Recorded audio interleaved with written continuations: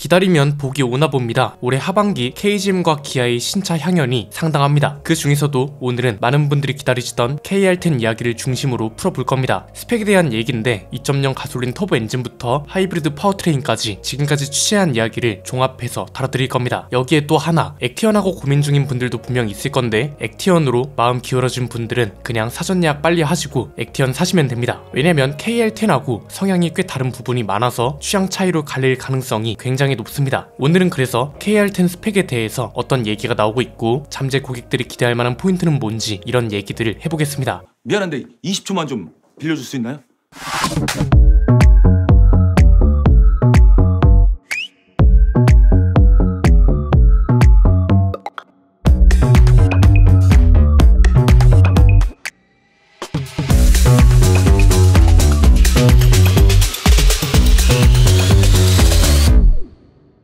KR10 그냥 말하기도 편하고 이미 코란도로 알려지기도 했으니 그냥 코란도라고 말하겠습니다. 코란도 관련해서 취재를 꽤 많이 해봤는데요. 종합해보면 이렇습니다. 우선 출시 시기, 이거 원래는 내년 중에 출시되는 차였는데 올해 하반기에 출시될 수 있다는 얘기도 나옵니다. 이게 이유가 있는 게 한창 디스플레이 오류 관련해서 저희가 내용을 많이 다뤘었잖아요. 이 당시에 어떤 말이 나왔냐, 물리 버튼 부하를 올해 하반기로 앞당길 수도 있다, 이런 말이 나왔습니다. 자, 여기서 추측할 수 있는 건 두 가지입니다. 먼저 하나는 지금 현 상황에서 물리 버튼이 부활할 수 있는 차는 토레스 픽업 트럭하고 코란도 2차뿐이니까 차종은 이렇게 범위가 좁아지죠. 그런데 여기서 또 중요한 게 내년이던 걸 올해 하반기로 앞당긴다는 거잖아요. 내년에 출시될 신차를 올해 하반기 출시로 앞당긴다는 소리이기 때문에 이건 코란도를 두고 말하는 거라고 보면 되는 겁니다. 즉 신형 코란도가 빠르면 올해 하반기에 출시될 수 있다는 거죠. 그 다음은 이제 파워트레인인데 이미 정해진 게 하나 있죠. 내연기관 모델과 순수 전기 모델 모두 나온다는 거고요. 그런데 이 중에서도 내연기관 모델 그리고 하이브리드 모델을 주목해 볼 만합니다. 지금은 이제 1.5 터보 가솔린 엔진이 중심이 되고 있잖아요. 그런데 코란도는 토레스보다 크고 액티언이랑 비슷하니까 이 차보다도 크게 나올 거란 말이죠. 그래서 코란도부터는 파워트레인의 변화가 있을 예정인데 여기에는 세 가지 경우의 수가 있습니다. 첫 번째는 엔진과 변속기가 모두 바뀔 수도 있다는 겁니다. 왜냐면 회사 내부적으로 코란도 관련 이야기를 하면서 2.0 가솔린 터보 엔진이 처음으로 언급됐거든요. 이 대목에서 이런 말이 나올 수도 있습니다. 야, 엔진 개발할 돈도 없는 회사가 무슨 새로운 엔진이냐, 이거 비아드에서 엔진까지 가져오려는 거 아니야? 이런 건데요. 일단 중국산 엔진 아니고요. 이미 쌍용차 시절부터 수출용 렉스턴에는 2.0 가솔린 터보 엔진이 들어갔습니다. 다만 렉스턴은 후륜 기반 차라서 전륜 기반 차에 맞게 그리고 환경 규제에 맞게 엔진을 개량해서 나오면 되겠죠. 새롭게 개발하는 것보다 시간이나 비용은 당연히 줄어들고요. 여기에 맞춰서 8단 자동 변속기도 같이 도입이 된다는 거죠. 2.0 가솔린 모델은 이미 첫 품평회 때도 나왔던 이야기라 가능성이 없지 않습니다. 두 번째는 우선 1.5 가솔린 터보 엔진은 그대로 두고 변속기만 먼저 바뀔 수도 있다는 겁니다. 사실 일반적인 시각에선 이게 가장 현실적이긴 합니다. 1.5 터보 가솔린 엔진에 8단 자동 변속기가 맞물리는 거죠. 이렇게만 돼도 꽤 많은 게 해결되긴 합니다. 왜냐면 사실 토레스도 지금 들어가는 1.5 가솔린 터보 엔진에 아이신 6단 변속기 나쁘지 않거든요. 이게 6단 변속기 소문이 안 좋게 난 이유가 티볼리랑 렉스턴 스포츠 때문에 그런 겁니다. 얘네는 세팅이 너무 이상해서 출력도 못 받쳐주고 변속이 빠른 것도 아니고 그렇다고 변속이 똑똑한 것도 아니고 연비가 좋은 것도 아닙니다. 예컨대 4단으로 계속 힘을 받쳐주면서 치고 나가야 할 때 5단으로 바뀌어 버리면서 힘이 쭉 빠지는 말도 안 되는 세팅이 대표적입니다. 그래서 고속도로에서는 아예 수동 변속을 하는 분들도 많은데 이 세팅은 사실 내구성을 논하기도 민망한 수준인 거죠. 이 정도 세팅이면 유리 미션으로 유명했던 에스페로 4단 변속기를 달아도 내구성이 문제 없을 겁니다. 그런데 토레스는 세팅이 많이 바뀌었습니다. 변속 속도도 개선됐고 무엇보다 엔진 힘을 잘 받쳐주도록 세팅이 개선됐기 때문에 일반적인 시내나 고속도로 주행에서는 큰 무리가 없단 말이죠. 변속기의 중요성은 렉스턴을 통해서도 알 수 있습니다. 렉스턴 스포츠는 6단 변속기라 이런 문제가 있지만 렉스턴은 또 페이스리프트 되면서 현대차 그룹에 8단 자동 변속기가 들어갔거든요. 팰리세이드 디젤과 똑같은 스펙의 엔진인데도 기존에는 답답했는데 변속기 하나 바뀌었다고 그런 게 정말 많이 개선됐습니다. 그래서 코란도도 1.5 가솔린 터보 엔진을 쓰더라도 변속기만 이렇게 바뀌어준다면 기존보다 훨씬 좋은 성능을 보여줄 겁니다. 세 번째는 대망의 하이브리드 관련 얘긴데 만약 올해 하반기에 진짜 출시가 된다면 이때부터 하이브리드 모델도 도입이 되는 거냐 이런 걸 궁금해 하실 겁니다. 그냥 종합적으로 살펴보면 만약 올해 출시된다면 올해는 우선 가솔린 모델부터 나올 것 같고요. 하이브리드 모델은 내년 중에 추가될 걸로 보입니다. 쌍용차부터 KGM까지 브랜드 역사상 처음으로 나오는 하이브리드 모델이라 더 많은 연구와 테스트가 필요할 겁니다. 이 세 가지 경우에 수중에 나올 거라서 구매를 고민 중인 분들은 참고하시면 될 것 같고요. 이렇게 되면 올해 하반기와 내년은 기아와 KGM이 무대가 되는 겁니다. 신차가 줄줄이 나오는 거잖아요. 기아는 지금도 분위기가 너무 좋습니다. 2분기 매출하고 영업이익이 작년 대비 늘어나기도 했고요. 영업이익률도 역대 최고치를 찍어서 트리플 신기록을 달성했을 정도입니다. 판매량도 현대차보다 많고 상위 5위권 판매량도 현대차보다 기아가 더 많잖아요. 신차도 계속 있습니다. 스포티지 페이스리프트, K8 페이스리프트, 여기에 내년에는 타스만까지 합류합니다. 잘 팔릴만한 차들이 연속으로 나오는 거라 기아 쪽은 분위기가 계속 좋을 걸로 보이고요. KGM도 신차가 꽤 많습니다. 올해는 토레스 픽업 트럭이 남아있고 올해 하반기에서 내년 상반기 사이에 코란도가 출시되는 겁니다. 코란도 다음으로는 렉스턴 풀체인지 모델인 F100이 나올 거고요. 소비자들이 원하던 국내 브랜드 간 경쟁 구도가 다시 만들어지는 거라서 꽤 의미있는 시장 흐름이라고 봅니다. KGM은 이번 액티언으로 요즘은 어떻게 차를 팔아야 성공할 수 있는지를 충분히 인지했을 거라고 봅니다. 사전 예약 대수, 진짜 쌍용차를 통틀어서 브랜드 역사상 이렇게 많이 나온 적이 없잖아요. 사전 예약 방식을 두고 다른 쪽에서는 말이 많은 것 같은데 이에 대한 반박은 지난번 영상에서 자세히 했으니 이걸 봐주시면 되고요. 말도 안 되는 제보도 있더라고요. 어떤 사람이 댓글에서 실계약이 그랑 콜리오스는 9,000대고 액티언은 1,500대밖에 안 된다, 내가 보고 왔다, 이런 소리를 했다고 합니다. 그래서 이게 어떻게 된 거냐고 물어보는 분들이 많더라고요. 그런데 애초에 이런 말도 안 되는 건 굳이 신경 안 쓰셔도 됩니다. 이게 너무 웃긴 이유가 지금은 실계약이라는 게 있을 수가 없습니다. 그렇잖아요. 두 차 모두 사전 예약 중이고 사전 계약으로 전환한다 해도 이건 사전 계약이지 실계약이 아니죠. 그리고 사전 계약이든 실계약이든 계약 취소하면 계약금을 돌려주는 건 똑같아서 굳이 구분을 짓는 의미도 없고 애초에 지금은 실계약이라는 개념 자체가 있을 수 없기 때문에 말도 안 되는 소리란 겁니다. 이거 KGM